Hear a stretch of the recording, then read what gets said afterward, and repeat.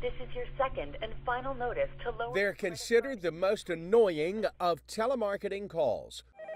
The pre-recorded robocall. Essentially, they just load the phone book into their robo-dialer, and then they blast the calls out. Some of these dialers just run through numbers sequentially, so they'll even be dialing numbers that aren't real live numbers.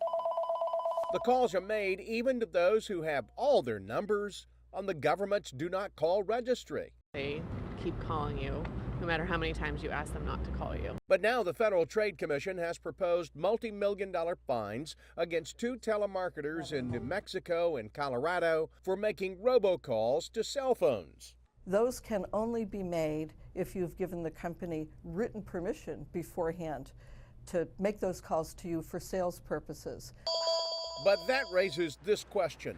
How does a company get your permission to send a robocall your way? Many people give their phone numbers unwittingly without even really thinking about how that might be used for marketing. Susan Grant at the Consumer Federation of America says not knowing what to do about robocalls is just one of the findings in a survey the Federation did about telemarketing. We found that people don't know their rights, and that's a problem because knowing your rights can help you detect fraud. Fraud that will fester, she says, if people don't file formal complaints with the Federal Trade Commission or at the very least, hang up when a telemarketer calls.